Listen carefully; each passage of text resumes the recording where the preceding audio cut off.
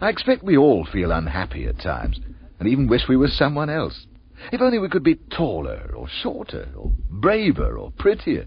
If only we could travel, or have that lovely doll. If only we didn't have to go to bed so early. And why can't we have a party every day? Well now, beware. I can tell you a story of a fir tree. Yes, a fir tree, for whom nothing was ever right. And you'll see what happened to him. My story starts when he was a very small tree, and round him were some children playing. Come along, let's pick some wild strawberries and raspberries. Oh, yes, and we'll thread some of the red berries on a straw. And then we'll sit round this tree and we'll eat the rest of the berries. Oh, that's a good idea. Oh, I like this tree, because it's such a pretty little tree. How dare you call me a little tree? I'm very cross, because I want to be a big tree and spread my branches out so that the birds will build their nests in me. Well, Fir Tree, your time will come. You'll grow into a big tree, and you mustn't be impatient. I want to be a big tree now, and taller than all the other trees, so that my crown can look over the forest, and when the wind blows, I can bow grandly. But you can still see the sunbeams and the red clouds, and you can still hear the birds and see the animals. What do I want with sunbeams and all those other things? I just want to be tall. Why, last winter, a hare had the nerve to jump right over me. Imagine that cheeky thing, right over me. Have patience, Fir Tree. All in good time. Oh, to grow, to become tall and old. That is the only thing worthwhile. Of course, the children were right, and after a number of years, he became quite a tall tree. But was he satisfied? You shall see. One day, the woodcutters, a man and his son, arrived. Now, son, I will go round and mark the trees which are to be cut down. You start on the first one, and I'll help you later. Now, cut them nice and clean. Oh dear, what is happening? My friends are all falling down. Yes, they are cutting off all the branches and loading the trees onto the wagon.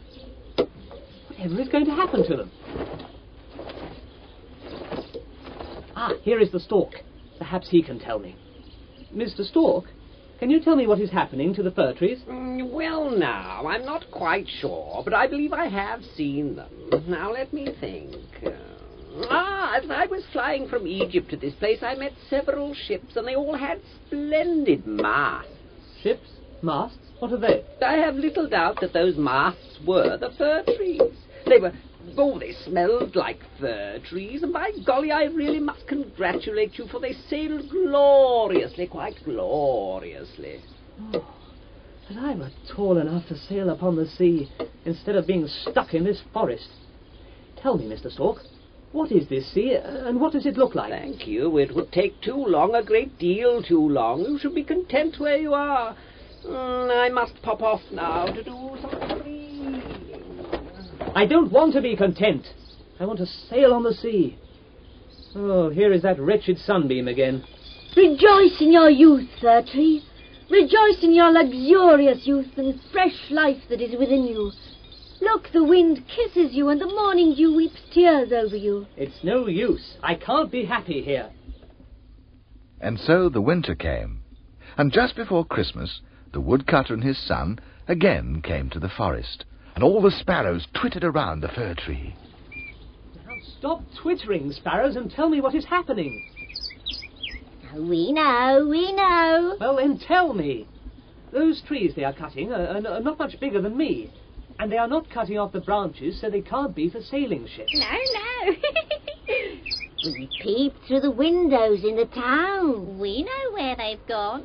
For pity's sake, tell me, or I shall get very angry and shake you off my branches. Oh, yes.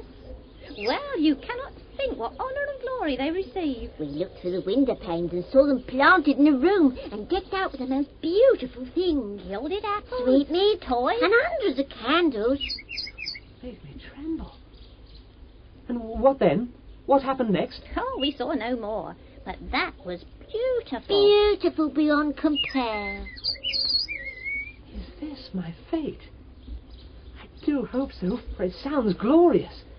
Much better than sailing over the sea. Oh, that Christmas would come again quickly. I am tall and full of lovely branches, much better than those that were cut down. Oh, that I was in that room, honoured and adorned. And after that, something even better must happen. Or why would they take all that trouble decorating? I suffer with longing and left standing here. And here is that awful sunbeam again. What does he want now? Rejoice in the love of the sun and the air. Rejoice in your youth and freedom. It's no use your carrying on like that. I shall never be happy until I have been taken to that room and decorated. Yes, you guessed it. The very next Christmas he was cut down and taken on a wagon to the house. Cutting him down was very painful, and he felt quite faint. That was awful. What is the matter with me? Isn't this just what I wanted? I must say, though, I feel a bit of a pang leaving my comrades, the trees and the bushes and the flowers. And shall I ever see the birds again? Never mind. I heard the man say that I was a splendid tree, and just what they needed. And here we are. What a lovely room! So warm and full of beautiful things. Pictures, books, a rocking chair, and a silken sofa. I'm sure I shall be very happy here. Now, what is that man saying? There, young lady. Plant him in that cask filled with sand. And we'll cover the cask with green cloth, so that it can't be seen as a cask.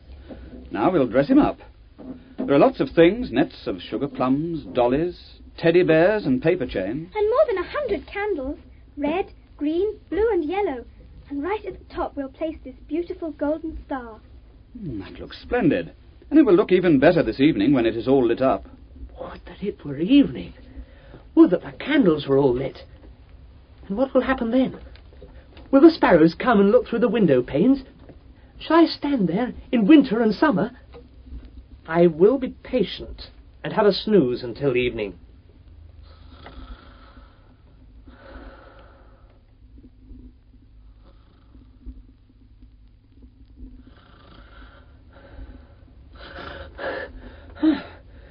Oh, upon my word, it is evening already, and all my candles are alight. How magnificent I look! And here come the children. My, how proud I am! The children are all dancing around me and taking presents from my branches. Now my candles have burned out. But never mind. Tomorrow I shall have all new ones. Hello, the children are calling. Story, Uncle. And what shall it be? Ibbity-abbity or Humpty Dumpty? Humpty Dumpty. Very well. Tonight it shall be Humpty Dumpty and how he fell off the wall and... Ah, this is a lovely story. And now I must rest and gather strength for another day. Good night, children.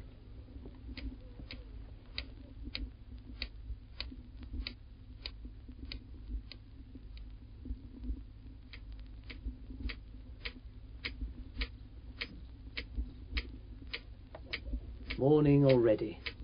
And here they come to decorate me again. All right, Christmas tree, down you come. Give me a hand, Charlie. Goodness. What's happening? They've taken me out of the cask and are dragging me upstairs. Oh, what are they putting me in this dark room for? What am I to do here? Ah, I know. It is winter, and they can't plant me outside, so they are keeping me here until the spring arrives.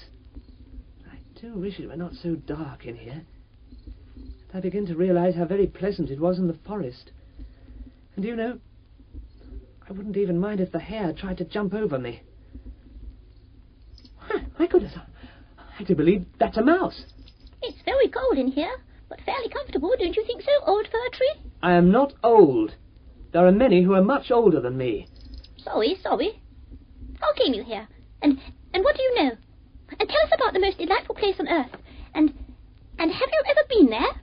And have you been into the storeroom, where cheeses lie on the shelf, and where one can dance over the tallow candles, and where one goes in thin and comes out fat? Stop! I know nothing about those things. But I know the forest where the sun shines, and the birds sing, and where the trees grow to the sky, and the wind kisses the trees so that they can wave and bow to each other. Well, to be sure, the things you have seen. How happy you have been. Happy? Yes. On the whole, I suppose I was. But I didn't think so at the time. I was cut down and became a Christmas tree, and for one glorious night I was alight with hundreds of candles and decorated with toys and sweets. How nice. And have you any more stories? And here are my relations, so tell them some stories. I will tell you the story of Humpty Dumpty, who fell off the wall and still won the princess. You know, I remember a lovely birch tree in the forest. She was like a princess, and although I have fallen, I may one day win her. Now, about Humpty Dumpty. And the fir tree told them the story of Humpty Dumpty. And the next evening, 2 rats came to listen, but they weren't very impressed. They said they'd rather hear about pork and cheese. And soon the fir tree was left on his own, until one day he was dragged out of the attic. Now life begins again. I am out in the air, and warm sunshine. I can smell the roses and the lime trees. And if it isn't my old friends the sparrows, how good it is to be out again. But alas, it was not to be, and he would have been better off in the attic, for now the woodcutters came and chopped him into small logs. He groaned as each chop came, and thought of the bright sunny days and sparkling winter nights that he'd spent in the forest, and vowed that if ever he came to life again as a fir tree, he would never ever wish he was anything different.